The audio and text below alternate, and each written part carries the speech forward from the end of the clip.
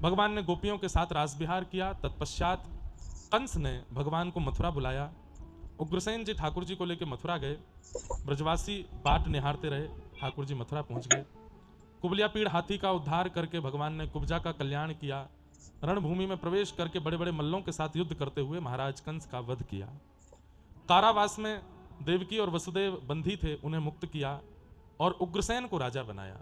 अपने नाना जी को राजा बनाकर के मथुरा का भगवान ने इच्छा प्रकट की, पिताजी अब हम अध्ययन के लिए जाना चाहते हैं।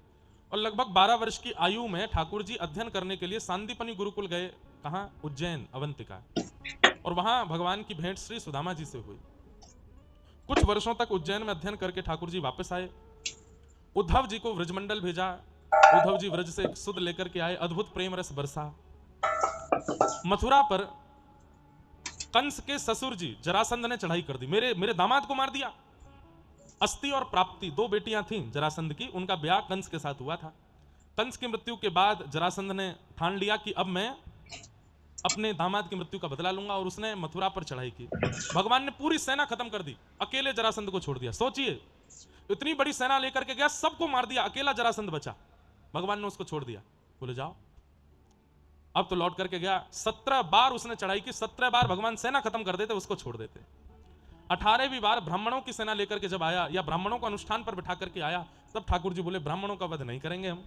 और विश्वकर्मा को आज्ञा करके भगवान ने कहा नई नगरी का निर्माण करो, अब मथुरा छोड़ेंगे हम।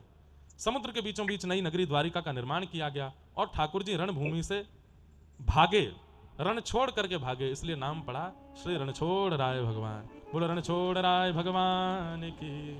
रण छोड़ करके ठाकुर जी द्वारिका में विराजे। बोलो द्वारिकाधीश की। रेवत राजा की पौत्री रेवती के साथ में बलराम जी का विवाह हुआ। कौंडन्यपुर के राजा भीष्मक की पुत्री रुक्मणी जी के साथ में श्री द्वारिकाधीश का विवाह हुआ। बोलो रुक्मणी रमण भगवान की। भगवान का प्रमुख विवाह श्री रुक्मणी जी के साथ हुआ। तत्पश्चात भगवान के 8 प्रमुख विवाह बताए गए, जिसमें दूसरा विवाह भगवान का जाम्बती के साथ, तीसरा सत्यभामा और चौथा वृंदावन की रस रानी श्री यमुना महारानी के साथ, कालिंदी के साथ में हुआ। इस प्रकार भगवान के 8 प्रमुख विवाह हुए। तभी भगवान को एक खबर मिली कि एक भौमासुर नाम का राक्षस है, जिसने 16,100 राजकुमारियों को बंदी बना रखा है। भगवान ने भौमासुर का वध करके 16,100 राजकुमारियों को वहां से मुक्त किया।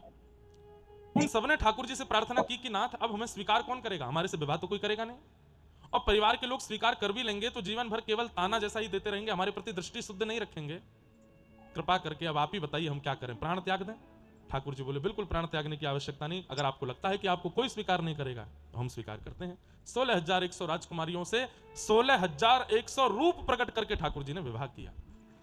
कई लोग संशय करते हैं भगवान 16,108 ब्याह किए, वो भगवान है। कर तुम अकर तुम अन्यथा कर तुम समर्थ ईश्वर। 16,108 रूप भी तो धारण करते हैं ठाकुर जी।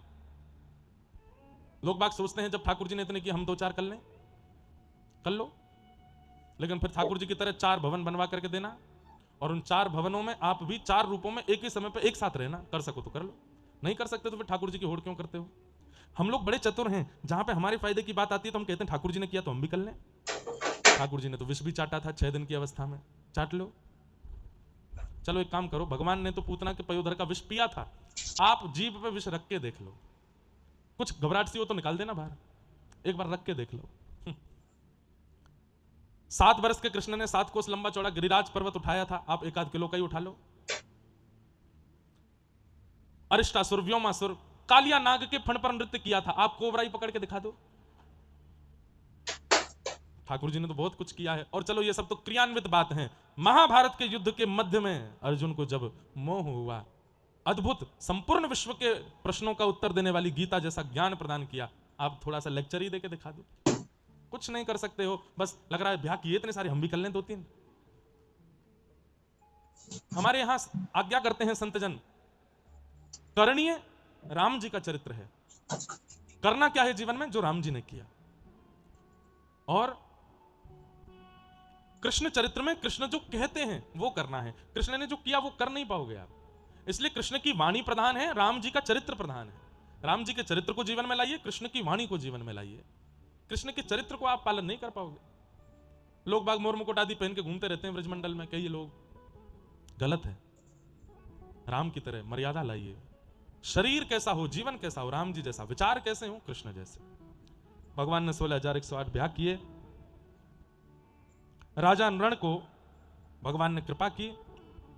नारद जी भगवान की गृहचर्या देखने आए, ठाकुर जी की दिनचर्या का वर्णन किया। राजसूय यज्ञ से पूर्व जरासंध का उद्धार करा करके पांडवों का यज्ञ पूर्ण किया। सूर्य ग्रहण के समय भगवान ने कुरुक्षेत्र में जाकर के दिव्य यज्ञ किया। वहां पर व्रज और द्वारिका का 100 वर्ष बाद मिलन हुआ। व्रज से निकलने के 100 वर्ष बाद आज ठाकुर जी, नंद बाबा, यशोदा मैया, मधुमंगल, श्रीदामा, तनसुका, मनसुका, धनसुका, रोहिणी आदि आदि सबसे भगवान मिले। किशोरी जी से भी मिले 100 वर्ष बाद। बहुत सुंदर प्रसंग है वो।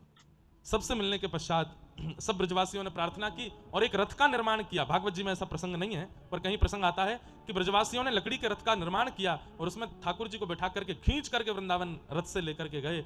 उसी भाव की पूर्ति आज तक जगन्नाथपुरी में होती है। पुरी का मंदिर जो है वो द्वारिका है और जहां ठाकुर जी जाते हैं गुंडीचा, वो वृंदावन है। और खींचने वाले सब लोगों का भाव है कि ब्रजवासी हैं। ठाकुर जी को साल में एक बार द्वारिका से खींच करके वृंदावन लेकर के जाते हैं। उस भावना से रथ यात्रा जगन्नाथपुरी में होती है। रथ यात्रा तो बंधुओं होगी, लेकिन इस बार अति विशेष है कि स्नान पूर्णिमा, जो महाप्रभु जगन्नाथ जी का जन्मोत्सव भी माना जाता है, संभवतः मई या जून में है, मैं डेट भूल जाता हूं, रुको बता रहे हैं। तो श्री जगन्नाथपुरी में इस बार 3 दिन का सत्र है। उससे पहले कटक में कथा है। कटक बिल्कुल समीप ही है जगन्नाथपुरी से, पर 20 से 26 जून कथा है कटक उड़ीसा में, जो कि आधा घंटे की दूरी पर है जगन्नाथपुरी से। और फिर 27, 28, 29 और 30 ये 4 दिन का क्रम जगन्नाथपुरी में है। तो वो गुरु शिष्य मिलन महोत्सव, लेकिन उसमें ऐसा है कि सुबह के सत्र में सारे शिष्य जिन्होंने व्यासपीठ से दीक्षा ली है वे लोग रहेंगे, उनके अलावा और कोई नहीं आएगा। उसका कोई लाइव नहीं होगा, केवल उनसे मिलना, उनसे बात करना, उनके साथ बैठना, उनके अनुभव सुनना, अपने अनुभव बताना, ये चर्चा रहा करेगी। और उसके बाद मध्याह्न समय में सबके लिए द्वार खुला करेंगे और श्री जगन्नाथ रस कथा वहां होगी 4 दिन तक, 27, 28, 29 और 30 श्री जगन्नाथ। उसी बीच में जगन्नाथ जी की स्नान पूर्णिमा है, जिसमें जगन्नाथ जी 100 कलशों से स्नान करते हैं, फिर उसके बाद बीमार पड़ जाते हैं। तो स्नान पूर्णिमा का उत्सव सबके साथ दर्शन करेंगे। और प्यारे गिरधर लाल जी की भी स्नान पूर्णिमा। हाँ, आप जगन्नाथ जी लाई हो, ये बहन जी जगन्नाथ जी लाई हैं, कोई इनसे लेके दे दो।